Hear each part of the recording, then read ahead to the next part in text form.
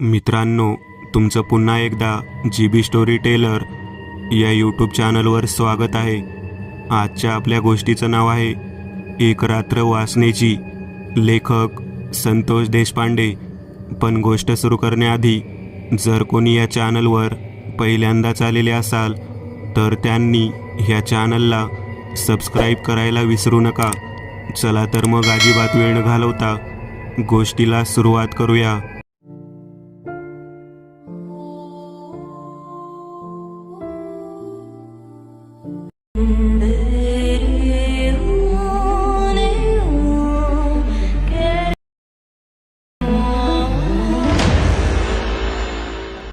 Receptionist टेबलवरती ठेवलेली पाण्याची बाटली मी गटागट पित होतो.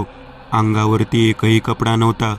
तिसऱ्या मजल्यावरून एक एक पायरी उतरत असताना मनामध्ये खूप लाज होती, परंतु त्याहीपेक्षा भयानक मनामध्ये होती ती म्हणजे भीती. जी भीती मला आज नग्न अवस्थेत खाली येण्यासाठी मजबूर करत होती. काय होतं असं जे कारण ज्यामुळे मला आजपर्यंत हे कधी पाहायला मिळालं नव्हतं, परंतु जे काही घडत होतं ते सगळं काही माझ्यासाठी नवीन होतं. खालीपर्यंत कसाबसा मी येऊन पोहोचलो होतो. रिसेप्शनिस्टच्या टेबलवरती ठेवलेल्या पाण्याची बाटली संपवली आणि बाजूला असलेल्या सोफा सेटवरती तसाच पडलो. डोक्यामध्ये एक प्रकारचे विचार सुरू झाले. माझी बायको काय करत असेल? तिची अवस्था अशी कोणी केली? इथे नेमकं घडलं तरी काय? आपण खरं तर हनीमूनसाठी आलो होतो. रात्री फायर कॅम्पला सुद्धा किती चांगल्या पद्धतीने प्रतिसाद देत आपण नाचत होतो, गाणं म्हणत होतो, आणि मध्यरात्रीनंतर माझ्या बायकोला नेमकं झालं तरी काय हेच मला कळालेलं नव्हतं. छाया अशा पद्धतीने कधी वागेल मला वाटलं नव्हतं, परंतु तिच्या तोंडातून आलेला जो आवाज होता तो आवाजच मला जणू काही सांगत होता की आता थांबायचं नाही. काहीही झालं तरी आता थांबायचं नाही. तिचा हा आवेग, तिची ती ताकद आणि तिच्या मनामध्ये असलेला वासनेचा अहोदोस मला संपूर्णतः गिळून टाकतो का काय असं वाटत होतं. माणूस स्वतःच्या शरीराच्या ताकदीच्या पलीकडे कोणतीच गोष्ट करू शकत नाही. माणसं म्हणतात तसं पोटापेक्षाही जास्त काही खाऊ शकत नाही, भुकेपेक्षा जास्त काही गिळू शकत नाही, परंतु तिची भूक म्हणायची तरी कशी? छाया, तू जे काही वागलीस ते खरं तूच वागत होतीस का अजून कोण होतं? मला काहीच कळत नव्हतं. परंतु दिवस उजाडल्यानंतर मात्र मी तिला या गोष्टीबद्दल प्रश्न विचारणार. जरी मी तुझ्यासोबत प्रेमविवाह केला असला तरी तुला वाईट वाटणार असलं तरी मी तुला त्या बाबतीत प्रश्न विचारणारच. वरच्या तिसऱ्या मजल्यावरून छाया खाली येईल याची भीती माझ्या मनाला वाटू लागलेली होती, परंतु रिसेप्शनिस्टच्या टेबलवरती मागच्या बाजूला ठेवलेल्या त्या गणपतीच्या छोट्या मूर्तीने माझ्या मनामध्ये जणू काही थोडं धारिष्ट निर्माण केलेलं होतं. आजच्या या सर्व प्रसंगाला जेव्हा मी वेगळ्या पद्धतीने पाहत होतो तेव्हा मात्र मला कळून चुकलं होतं की चांगली जागा आणि वाईट जागा खरंच जगामध्ये असते. मला कितीतरी वेळा धनू सांगत होता की तू त्या रिसॉर्टवरती जाऊ नकोस, परंतु येथे निसर्ग सौंदर्य आणि कमी पैशामध्ये मिळालेलं पॅकेज या गोष्टीला मी बळी पडलो आणि नको त्या गोष्टीला सामोरे गेलो. माझ्या बायकोच्या बाबतीत जे काही मला पाहायला मिळाले ते कधीही कोणाला पाहायला मिळायला नको एवढीच ईश्वराकडे मी कामना करतो. वरच्या पायऱ्यांकडे माझं लक्ष काही वेळानंतर चाललेलं होतं. मला वाटत होतं की कधी एकदा आपण सकाळ होऊन या हॉटेलमधून निघून जातोय, परंतु अजून 2:15 वाजलेले होते. त्याच वेळेला हॉटेलच्या वरच्या पायऱ्यावरून खाली उतरणारी माझी पत्नी छाया मला दिसू लागली. तिच्या मादक नजरेने ती माझ्याकडे पाहत होती, परंतु चालण्याचे सुद्धा अवसान माझ्यामध्ये राहिलेले नव्हते. ती जसजशी जिना उतरून माझ्याकडे येऊ लागली तसतसे माझ्या हृदयाचे ठोके वाढत जाऊ लागले. मी मागे गणपतीच्या मूर्तीकडे पाहू लागलो. गणपतीच्या मूर्तीकडे पाहिल्यानंतर मला थोडा धीर येऊ लागला. मी पुन्हा एकदा वर जिन्याकडे पाहिले. त्यावेळेला छाया मला दिसलीच नाही. कदाचित माझ्या डोळ्यासमोर गणपतीची मूर्ती आल्यामुळे मी त्या भयानक असलेल्या स्त्रीला पाहू शकलो नाही. 2:15ची वेळ. 5 ते 10 मिनिट हा सुरू असलेला भयानक खेळ मी कसाबसा सहन करत होतो. तब्बल अर्धा तास तसाच झोपून राहिलो. जाग आली तेव्हा मला माझ्या शरीराचा नग्नपणा जाणवू लागला. कोणी कर्मचारी या ठिकाणी येऊन आपल्याला पाहणार तोपर्यंत मी बाजूच्या टेबलवरचे कापड घेतले आणि कमरेला गुंडाळले. मला वाटले आता आपण सुरक्षित आहोत. वर जाणे इतके धाडस माझ्या मनामध्ये नव्हते, परंतु बाहेर थांबण्याची लाज वाटत होती. जर कोणी हॉटेलमधील कर्मचाऱ्याने मला जर पाहिलं तर मग मात्र काय उत्तर द्यायचं. आपल्या तरण्या बायकोला उघड्या अवस्थेत खोलीमध्ये तसंच सोडून आपण या ठिकाणापर्यंत पळत आलो, ते सुद्धा नागड्या अंगाने. विवस्त्र अवस्थेत काय उत्तर द्यायचं मला काहीच कळत नव्हतं. इतक्यात बाहेरच्या बाजूला शटर लावून ग्रिल लावून झोपलेला रिसेप्शनिस्टचा कर्मचारी थोडा जागा होऊन आतमध्ये डोकावून पाहू लागला. त्याने मला पाहिलं आणि तो तेथूनच माझ्या दिशेने ग्रिलची चावी टाकून पळून गेला. मी त्याला ओरडू लागलो, अरे पळून कुठे चालला आहेस? आणि या ग्रिलला कुलूप का लावला आहे? आतमध्ये लोक आहेत, असं का करत आहात तुम्ही? तेव्हा तो जाताना म्हणाला, ती चावी घ्या, ग्रिलचं कुलूप उघडा आणि पळून जावा. जीव जर वाचवायचा असेल तर येथून पळून जावा. याचं हे सर्व काही बोलणं ऐकल्यानंतर मी कुलूप उघडलं, ग्रिल ओपन केलं आणि बाहेर आलो. हॉटेलच्या मुख्य इमारतीच्या गेटजवळ बाहेर उभारून वरती पाहिलं तेव्हा वरच्या गॅलरीमध्ये उभा राहून नग्न अवस्थेत थंडगार व अंगाला झोंबून घेणारी माझी बायको छाया मला दिसत होती. मी तिच्याकडे पाहिल्यानंतर मोठमोठ्याने तिने जे काही शब्द मला बोलले होते ते सर्व काही आठवू लागलो. मी पार्किंगमध्ये पळत पळत गेलो आणि गाडीजवळ जाऊन पोहोचलो. परंतु काय करणार, गाडीची चावी तर माझ्या कपड्याच्या खिशामध्ये होती. हे देवा, आता हे गेट उघडून पळून तरी कसं जायचं याचा मी विचार करू लागलो. तेवढ्यात एक मन माझ्याकडे पाहत म्हणाले, अरे वेड्या, तुझी बायको आहे, तुझी बायको, तिला असं सोडून जाणार का? जे काही घडत आहे त्या गोष्टीला सामोरे नाही का जाणार? स्वतःच्या बायकोची काय अवस्था झाली आहे, काय झालं आहे इथं नेमकं, काय घडलं ते शोधायला नको का? माझ्या डोक्यामध्ये ते विचार सुरू झाले. मी विचार करू लागलो, काही वेळ येथे घालवावा आणि आपल्या बायकोला आपल्यासोबत घेऊन घरी निघून जावं. हॉटेलमधला कर्मचारी तर पळून गेला, बाकीचे लोक कोठे असतील? ते सर्व लोक आपल्या बायकोला नागड्या अवस्थेत पाहण्याच्या अगोदर, आपण त्यांना काही जाणीव होण्याच्या अगोदर चांगल्या अवस्थेत दिसायला हवं. मी लगेचच घड्याळात 3चे ठोके ऐकले. माझी बायको 3ऱ्या मजल्यावरच्या गॅलरीमधून आतमधल्या दिशेला आपोआप मागच्या बाजूने चालत चालत गेली. मी चांगलाच घाबरलेलो होतो.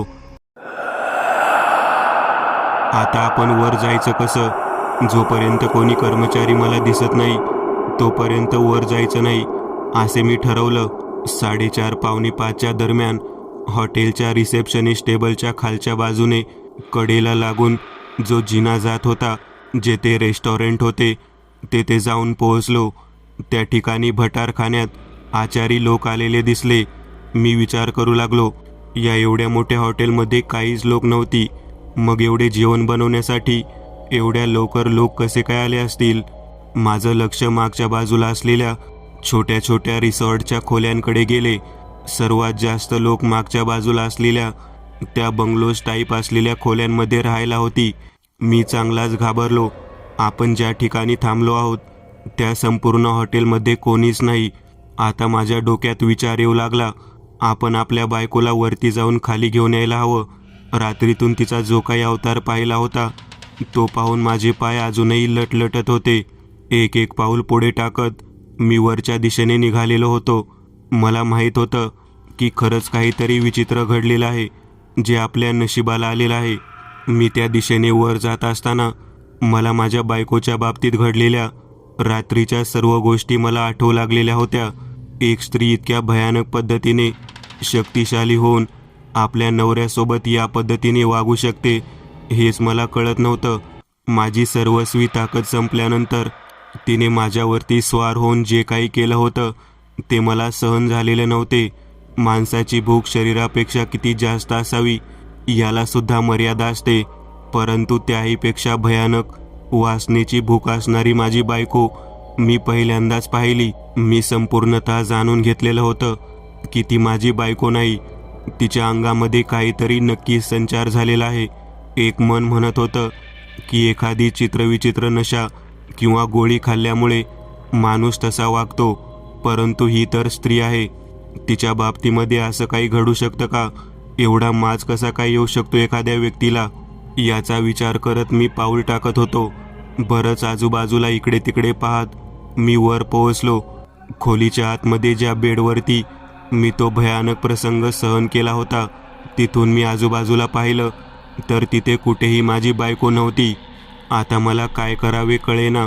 मी हळूच आतमध्ये डोकावलं तर मला शॉवरचा आवाज ऐकू येऊ लागला. मी ओळखलं की ती आंघोळ करायला गेलेली आहे. मी आतमध्ये पाऊल ठेवलं. माझे कपडे मी घातले आणि माझ्या पॅन्टमध्ये गाडीची चावी काढली. मी आता विचार करत होतो, तिच्याकडे पाहायचं, तिच्याशी बोलायचं का तिथून तसेच पळून जायचं. परंतु घरी काय उत्तर द्यायचं? आपण आपल्या बायकोला हॉटेलवरती सोडून आलो आणि काय कारण सांगायचं? आता मात्र मला प्रश्न पडू लागला. मी हळूच थोडं ढुंकून त्या बाथरूमच्या दरवाजाकडे पाहिलं. तो तिने दरवाजा उघडला. छातीपासून मांड्यापर्यंत गुंडाळलेला टर्कीचा टॉवेल व्यवस्थित पद्धतीने सावरत आणि डोक्याला दुसऱ्या टॉवेलने केस गुंडाळत ती माझ्याकडे पाहत म्हणाली, कुठे गेला होतात? किती वेळ झालं वाट पाहत आहे मी तुमची. असं वागतात का कुठं? आता मात्र मला समजेना की ती असं का बोलत आहे. मी तिला म्हणालो, तुला माहीत नाही मी का कुठे गेलो होतो? तेव्हा ती म्हणाली, मला कसं माहीत असणार? मी झोपी गेले होते ना. मग तुम्ही असं का बोलत आहात? तेव्हा माझ्या लक्षात आलं की तिला काहीच माहिती नाही अशी जाणीव ती मला करून देण्याचा प्रयत्न करत आहे. परंतु तिच्या या बोलण्यामध्ये आणि वागण्यामध्ये खूप जमीन आसमानचा फरक आहे हे मला कळालेलं होतं. कदाचित त्या हॉटेलमध्येच असं काहीतरी होतं की ज्यामुळे ती तशी वागत असावी असं मला वाटलं. मी तिला म्हणालो, अगं तुला कळत नाही का तू काय वागलीस ते? तू कसं बोललीस, कशा पद्धतीने तू माझ्याशी वागलीस? तेव्हा ती म्हणाली, काय बोलता तुम्ही, तुम्हाला कळतं का? रात्री तुम्हीच तर मला दूध वगैरे पाजायला देऊन झोपी घातलं आणि आता मलाच म्हणताय की मी काहीतरी वागले. तुम्ही असं वागायला हवं होतं का? आपण कशासाठी आलो आहोत तिथं? आपण हनीमूनसाठी आलेलो आहोत आणि तुम्ही माझ्या अंगाला सुद्धा स्पर्श केला नाही. हे कसं योग्य वाटतं का? तेव्हा मी हादरलो. बापरे, ज्या भयानक वासनेने पछाडलेल्या स्त्रीला मी घाबरून पळून आलो होतो, ती स्त्री माझी बायको होती आणि आता ती म्हणते की मी तिच्या अंगाला स्पर्शसुद्धा केला नाही. हे देवा, हे नेमकं चाललं आहे तरी काय? मी तिला काहीच न बोलता कपडे वगैरे आवरून घेतल्यानंतर तिला म्हणालो, आपल्याला आता बाहेर जायला हवं. अहो, गॅलरीमध्ये पहा ना, किती सुंदर दृश्य आहे. आजूबाजूचे डोंगर किती सुंदर दिसत आहेत. तुम्ही मुळात रोमॅन्टिक वाटत नाही आहात. माणसांना कसं रोमॅन्टिक असायला हवं. तेव्हा मी तिला म्हणालो, अगं रोमांस आणि रोमॅन्टिक राहण्यासाठी तसं वातावरण असायला हवं. तेव्हा ती म्हणाली, अजून काय वातावरण हवं आहे? चला या गॅलरीमध्ये. मी नाईलाजास्तव तिच्यासोबत गॅलरीमध्ये हळूहळू पाऊल टाकत पुढे निघालो. गॅलरीमधून बाहेर पाहिलं तेव्हा मला जाणवलं की उंचच्या उंच सागवानाची झाडं बरीच त्या ठिकाणी आहेत आणि अगदी गॅलरीमध्ये त्यांच्या फांद्यासुद्धा आलेल्या आहेत. मी बाहेरून कोण पाहत होतो तेव्हा आजूबाजूला बरीच झाडं दिसत होती. ते हॉटेल जुन्या पद्धतीचे वाटत होते. पुढे फक्त कलर दिलेला होता. मागच्या बाजूला सगळं काही पडीक दिसत होतं. मी तिला म्हणालो, हे हॉटेल बरोबर वाटत नाही, आपण इथून जायला हवं. तेव्हा ती म्हणाली, 4 दिवसाकरता बुक केले आहे ना, मग उगाचच हॉटेल सोडून जायचं? ते आपले पैसे परत देतील का? तेव्हा मी म्हणालो, पैसे गेले उडत. मी काय सांगतो ते ऐक. लवकरात लवकर सगळं काही सामानावर. खाली नाश्त्याच्या टेबलवरती मी तुझी वाट बघत आहे. मी तोपर्यंत त्यांचं काय असेल ते पेमेंट वगैरे सगळं पाहून घेतो. तू लगेचच आवरून खाली ये आणि येताना त्या वेटरला आपली दोघांची बॅग घेऊन यायला सांग. ती माझ्याकडे पाहत म्हणाली, ठीक आहे, तुम्ही म्हणता तसं. परंतु मला हे हॉटेल खूप छान वाटलं. मी खाली उतरलो आणि रिसेप्शन टेबलवरती असलेल्या त्या व्यक्तीकडे पाहत म्हणालो, नालायकांनो, लोकांना फसवायचा चांगला धंदा काढलेला आहे. ज्या हॉटेलमध्ये दिवसा कोणी यायला तयार होत नाही त्या ठिकाणी अशा पद्धतीचा हनीमून पॅकेज रात्रीच्याला तुम्ही देता. तुम्हाला लाज नाही वाटत का? तेव्हा तो व्यक्ती म्हणाला, अहो साहेब, मी दिवसा ड्युटी करणारा व्यक्ती आहे रात्री कोण कशी सर्व्हिस दिली ते मला काही माहीत नाही. तेव्हा त्याच्या बोलण्यावरती न चिडता मी त्याला म्हणालो, ठीक आहे, वर माझ्या बायकोची बॅग आणि माझी बॅग आहे, ती वेटर पाठवून मागून घ्या. तेव्हा वेटर वरच्या दिशेने जाण्यासाठी निघाला. मी तोपर्यंत पॅकेज कॅन्सल केलं आहे म्हणून त्याला सांगू लागलो. तेव्हा तो म्हणाला, अहो कशाला कॅन्सल करता, मागचा रिसॉर्ट जो आहे बंगलो तो रिकामा झाला आहे, तिथे जावा, याच किमतीमध्ये तुम्हाला तो देतो. मी म्हणालो, मला या आवारामध्ये राहायचंच नाही.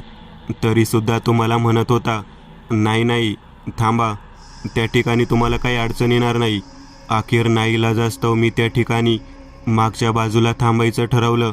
बरीच लोक त्या ठिकाणी राहायला असल्यामुळे मनामध्ये भीती नव्हती, परंतु रात्री जे काही घडलं होतं ते सगळं माझ्या डोक्यात तसंच होतं. मी वरून माझी बायको आणि तो वेटर कधी बॅगा घेऊन खाली येतोय ते वाट पाहत होतो. तेवढ्यात रिसेप्शनिस्टवाला व्यक्ती म्हणाला, काळजी करू नका, तुमच्या सूटकेस मी बरोबर रिसॉर्टवरती पाठवून देतो. तेवढ्यात वरच्या बाजूने दोन्ही बॅगा आणि तो वेटर पायऱ्यावरून गडंगळत खाली आलेला मी पाहिला. तेव्हा रिसेप्शन व्यक्ती ते पाहून घाबरून पळत सुटला. मी सुद्धा बाहेर घाबरून पळत सुटलो. अचानक पायरीवरून खाली उतरणारा, धडपडत गडंगळत येणारा वेटर आणि बॅगा पाहिल्यानंतर मी आणि रिसेप्शनवरचा व्यक्ती घाबरून बाहेर जाऊन थांबलो. तो व्यक्ती मला म्हणाला, तुम्ही किती नंबर रूममध्ये राहिला होता? तेव्हा मी म्हणालो, 207. अहो तुम्हाला रूम ती कोणी दिली? त्या रूमला कुलूप असतं नेहमी. तेव्हा मी म्हणालो, या ठिकाणी जो रात्री झोपायला असतो त्या व्यक्तीने आम्हाला या ठिकाणी ती रूम दिली. तो म्हणाला, साहेब आल्या पावलाने परत चला, तुमची बायको आता तुमची बायको राहिली नाही. मी म्हणालो, काय बोलत आहात, कळतं का तुम्हाला? तेव्हा तो म्हणाला, तुम्हाला अनुभव आला नाही का?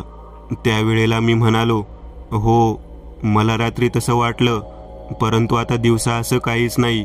माझी बायको नॉर्मल असणाऱ्या व्यक्तीप्रमाणे बोलत होती. माझी बायको माझ्याशी व्यवस्थित बोलत होती. तेव्हा तो म्हणाला, या रिसॉर्टमधून, या ठिकाणाहून, त्या खोलीमधून बाहेर कोणतीच व्यक्ती गेलेली नाही. तुम्ही या ठिकाणापर्यंत बाहेर आलेला आहात, हेच नशीब समजा.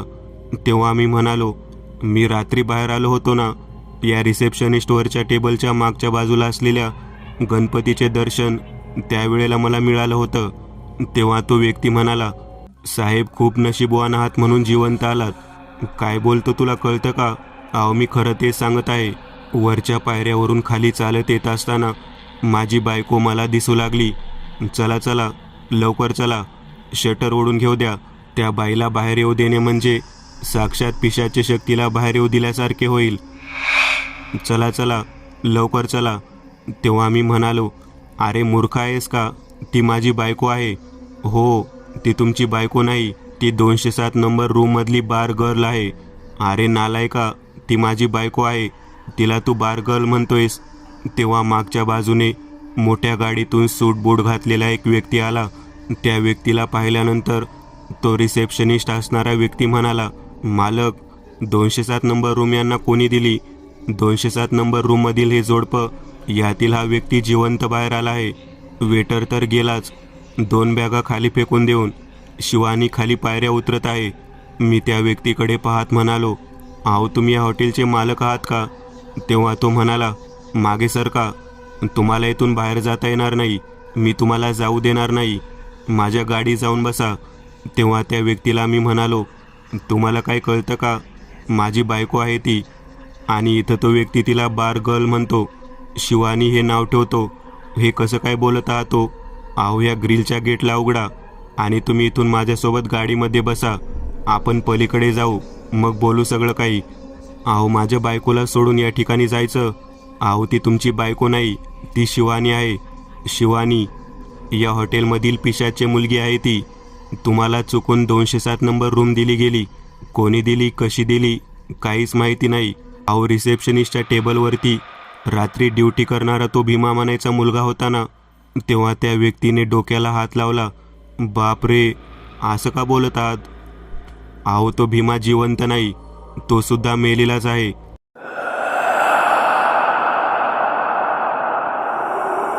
आता मात्र काय बोलावं मला कळेच ना. हे जे हॉटेल आहे ते पूर्वी डान्स बार होतं. मी मालक होतो त्याचा. इथे एक गुंड येत होता. तो नशा करून येथील एका मुलीला चांगलाच त्रास देत होता. त्याची वासनेची रात्र सुरू व्हायची आणि एक मुलगी तळमळत रडत बार सोडून दुसऱ्या दिवशी निघून जायची. किती जरी पैसे दिले तरी त्या अघोरीसमोर कोणती मुलगी टिकून राहत नव्हती. गुंड असल्यामुळे पैसे भरपूर होते. तो पैसे फेकायचा आणि एक मुलीला डान्स करत असताना चांगलाच फिरवायचा. त्यातच शिवानी या मुलीला त्याने चांगलेच हेरले. त्याला शिवानीचा पत्ता, शिवानीची माहिती सगळी काही त्या भीमानेच दिली होती. तो काम करणारा व्यक्ती होता. तो आमच्यासाठी नव्हता, त्या गुंडासाठी काम करत होता. कसला तरी झाडपाला खाऊन तो नालायक गुंडा यायचा आणि यांच्याबरोबर लुटायचा. मुलींना एवढ्या भयानक पद्धतीने तो त्या रात्री वासनेमध्ये ओढायचा की दुसऱ्या दिवशी मुलगी निघून जायची. त्यांची हालत एवढी भयानक करायचा की मुलगी परत नाचायला तयारच होत नव्हती. त्याला शांत करणारी एकच मुलगी या डान्स बारमध्ये आली आणि ती होती शिवानी. शिवानीने त्याला चांगल्या रीतीने शांत केलं होतं. भीमा याने शिवानीला या ठिकाणी आणलं होतं. भीमा शिवानीला सुद्धा कोणतं तरी औषध देत होता. ते औषध तो तिला दुधात द्यायचा. ते औषध तिने पिलं की मग शिवानी तिच्यासोबत झोपणाऱ्या व्यक्तीला तो व्यक्ती दमस्तोपर्यंत त्रास देत होती. अखेर 7व्या दिवशी तो व्यक्ती मरून गेला. या ठिकाणी त्या 207 नंबर रूममध्ये तो मेला आणि त्या नशेचा ओव्हरडोस झाल्यामुळे शिवानीसुद्धा त्याच रूममध्ये मेली. तिला ज्याने तो डोस दिला होता तो भीमासुद्धा टेबलवरती मेलेला सापडला. तेव्हापासून ते रूम बंद आहे. या हॉटेलचे ग्रिलचे दार मी बंद करतो. तुम्ही कसा काय इकडे आला तेच माहीत नाही. तेव्हा तो म्हणाला, अहो साहेब, मी या ठिकाणी गाडी पार्क करायला आलो होतो. तेव्हा मला इकडे लाईट दिसले. बाहेरची लाईट चालू होती. ग्रिलच्या आतमध्ये एक व्यक्ती झोपलेला दिसला. मी त्याला बोललो. तेव्हा तो म्हणाला, इथेच 207 नंबर रूम आहे, या साहेब या. आणि त्याने मला आतमध्ये नेलं. तेव्हा तो म्हणाला, तुम्हाला रात्री काय अनुभव आला का? मी म्हणालो, माझ्या बायकोला दूध पाजल्यानंतर तुम्ही सांगता त्या पद्धतीने एखाद्या वेश्येच्या स्त्रीप्रमाणे ती माझ्यासोबत शारीरिक सुख उपभोगू लागली. मी कसाबसा नग्नावस्थेत खाली आलो. तेव्हा रिसेप्शनिस्टच्या टेबलवरती झोपलेला तो भीमा दिसला. तो ग्रिलचं दार लावून बाहेर झोपला आणि सकाळी जेव्हा या ठिकाणी हा मुलगा आला तेव्हा तो मला म्हणाला की तुम्ही इथे कसे काय आलात? मी त्याला ओरडलो. तेव्हा एक वेटर पाठवून वर बॅगा आणायला सांगितले आणि हे सर्व घडलं. ही संपूर्ण घडलेली घटना ऐकल्यानंतर तो मालक म्हणाला, तुमची बायको आता तुमची बायको राहिली नाही. तुम्ही इथून परत चला. मी त्या व्यक्तीकडे पाहत म्हणालो, तुम्ही असं का बोलत आहात? तो म्हणाला, हो, ती तुमची बायको आता राहिली नाही. ती शिवानी आहे. शिवानी या डान्स बारमधील अतृप्त असणारी मुलगी आहे. ती तुम्हाला माहीत नाही. परशा म्हणायचा एक गुंड या डान्स बारमध्ये सारखा यायचा. कुठली तरी नशा करायचा. भीमा त्याला घेऊन येत होता. तो नशा करायचा आणि येथील मुलींसोबत शारीरिक सुख उपभोगायचा. एकदा ज्या मुलीला त्याने उपभोगले ती मुलगी डान्स बार सोडून निघून जायची. तिची अवस्था मरणासन्न असलेल्या बाईप्रमाणे व्हायची. त्या गुंडाला आम्ही भयंकर कंटाळलेलो होतो. अखेर शिवानी म्हणून जी आमच्यातली मुख्य डान्सर होती तिने त्याला डेट केले. ती त्याच्यासोबत झोपण्यासाठी तयार झाली आणि त्याला आठवले की जर त्याच्यासोबत तिने 7 दिवस घालवले तर या बारमधून निघून जायचं. तो तयार झाला, परंतु त्याच्या अघोरी पद्धतीच्या नशेमुळे शिवानी दुसऱ्या दिवशीच मृत्युमुखी पडली. तेव्हापासून रूम नंबर 207 तशीच बंद असते. शिवानीला मृत्यूनंतरसुद्धा तिचा पण पूर्ण करायचा होता. तिने त्या गुंडाला त्याच नशेमध्ये, त्या परशाला अशा पद्धतीने वासनेच्या एका रात्रीत घेरले की त्याचा जीव त्यामध्ये निघून गेला. तो रक्त ओकत होता. त्याच्यानंतर त्याच्या मृत्यूनंतर तिने त्याला या ठिकाणी आणणारा जो भीमा होता त्याचा काटा काढला. तेव्हापासून ही जागा आम्ही बंद करून टाकली. मला कळत नाही की तुम्हाला ही जागा, ही रूम कोणत्या रीतीने मिळाली, परंतु खूप वाईट झालं. आता तुमची बायको परत येऊ शकत नाही. तेव्हा मी म्हणालो, वेडा आहात का तुम्ही? प्रेम म्हणजे काय असतं माहीत आहे का? मी माझ्या बायकोसाठी आज जाईन. त्या शिवानीने जरी माझ्या बायकोचं शरीर धारण केलं असलं तरी त्या परशाच्या आत्म्याला माझ्या शरीराला धारण करण्यासाठी आवाहन करेल. मला खात्री आहे माझ्या बायकोला सोडल्याशिवाय त्यांच्यापुढे पर्याय उरणार नाही. तेव्हा तो हॉटेलचा मालक ओरडत होता, नका जाऊ, नका जाऊ. परंतु मी अखेर आतमध्ये पाऊल ठेवला. आतमध्ये पोहोचल्यानंतर पायऱ्याच्या वरच्या बाजूमध्ये माझी बायको बसलेली दिसली. माझ्या डाव्या बाजूला भीमा आणि उजव्या बाजूला तो परशा म्हणायचा गुंड होता. शिवानी त्या परशाकडे पाहत म्हणाली, तुझ्या वासनेच्या रात्रीतील काही तास शिल्लक राहिले आहेत. तुझी इच्छा पूर्ण करते, मग तू जाणार नाही इथून. तेव्हा तो तयार झाला. त्याने माझे शरीर घेण्यासाठी प्रयत्न करायला सुरुवात केली. ती रात्र आता माझ्यासाठी आणि माझ्या बायकोच्या शरीरासाठी खूप महत्त्वाची ठरली. पुन्हा एकदा रूम नंबर 207मध्ये त्या परशाचा आत्मा माझ्या शरीरात आणि त्या शिवानीचा आत्मा माझ्या बायकोच्या शरीरात स्थापित करून आम्ही त्या दोघांच्या इच्छेमधील एक रात्र वासनेची उपभोगायला खालच्या बाजूला भीमा आनंद घेत होता. 2 तासानंतर त्या भयानक असणाऱ्या शिवानीने त्याची हालत फार भयानक केली होती, परंतु तो सुद्धा अतृप्त आत्मा होता. दोघांच्या वासनेच्या बहरामध्ये मी आणि माझी बायको आमच्या शरीराची पूर्णतः वाट लागली होती. शेवटी पहाटे 3 नंतर ती दोन्ही शरीरं त्या गुत्यातून मोकळे झाले. शिवानी म्हणाली, तुझी आट मी पूर्ण केली, आता इथून निघून जा. तेव्हा तो तिच्याकडे पाहत मोठ्याने हसत म्हणाला, ते शक्य नाही. मी पुन्हा एकदा याचे शरीर धारण करणार आणि तुझ्यासोबत इथेच राहणार. आता मात्र शिवानी चिडली.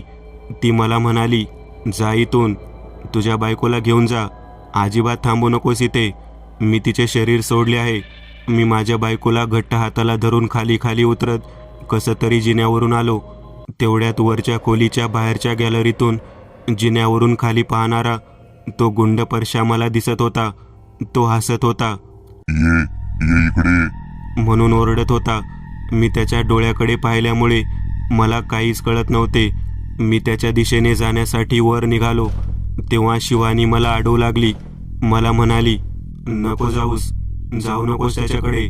तो जिवंत असताना कसली तरी नशा करून मला उपभोगत होता. आता तर तो मेलेला आहे. त्याचा आत्मा फार भयानक आहे. तुझं जर शरीर त्याला मिळालं तर तो माझे हाल हाल करेल. मला अशी एक रात्र वासनेची अजिबात नको आहे. मी म्हणालो, सोड मग माझ्या बायकोला आणि तू तुझ्या दिशेने वरती जा. तेव्हा ती माझ्याकडे पाहत म्हणाली, ते कदापि शक्य नाही. तेव्हा मी तिला म्हणालो, मग आता भोग तुझ्या कर्माची फळं. मी वरती एक एक पायरी चढू लागलो. तो वर असलेला गुंड माझ्याकडे पाहून आनंदाने म्हणत होता, ये लवकर ये, मला हिला भेटायचं आहे. किती दिवस झाले याला मी उपभोगलं नाही. ये लवकर. तेव्हा आम्ही पहिली पायरी चढल्या चढल्या तिने माझ्या बायकोचं शरीर सोडलं आणि मला म्हणाली, जा तुझ्या बायकोला घेऊन, निघून जा. तेव्हा मी माझ्या बायकोच्या शरीराला घट्ट पकडून ग्रिलच्या दारातून बाहेर निघण्याचा प्रयत्न करू लागलो. तेवढ्यात मागच्या बाजूला उभा असलेला भीमाचा प्रेतात्मा माझ्याकडे पाहत म्हणाला, एवढ्या सहजासहजी तुला जायला मिळणार नाही. तेव्हा ती स्वतः माझ्याकडे पाहत म्हणाली, त्या दोघांना जाऊ दे. त्या दोघांना जर इथे अडकले तर तुझं काही खरं नाही. तेव्हा भीमा बाजूला सरकला. मी माझ्या बायकोला घेऊन त्या ग्रिलच्या दरवाजातून बाहेर पडलो. तेवढ्या त्या ठिकाणी एका मांत्रिकाला घेऊन त्या हॉटेलचा मालक येऊन पोहोचला होता. त्या मांत्रिकाने माझ्या आणि माझ्या बायकोच्या अंगावरती पवित्र पाणी शिंपडलं आणि मला म्हणाला, खूप धाडस केलंस लेकरा, म्हणून वाचलास आणि तुझ्या बायकोला सुद्धा वाचवलेस. मी आता हे सर्व काही बंदच करतो. त्याने लाल रंगाच्या मध्ये बुडवलेलं दोऱ्याचं कोन तयार केलं आणि त्या हॉटेलच्या मुख्य दरवाजावरती बांधून त्या सर्वांना तेथेच बंदिस्त करून टाकलं. मित्रांनो, आज पुरतं एवढंच. तुम्हाला जर काही गोष्ट आवडली असेल तर नक्की लाईक करा. तुमच्यापैकी बरेचसे जण व्हिडिओ लाईक न करताच पळून जातात, पण हा जर व्हिडिओ तुम्ही लाईक केला तर मला जरा बरं वाटेल आणि असेच भारी भारी व्हिडिओ बनवायची माझ्यात एनर्जी येईल. त्यामुळे नक्की लाईक करा आणि अजूनही कोणी या चॅनलला सबस्क्राईब केलेलं नसाल तर लगेच सबस्क्राईब करून टाका आणि बाजूची घंटी ती मात्र दाबायला विसरू नका. देवाची घंटी आहे ती. चला तर मग पुन्हा भेटूया अशीच एक आगळी वेगळी गोष्ट घेऊन पुढच्या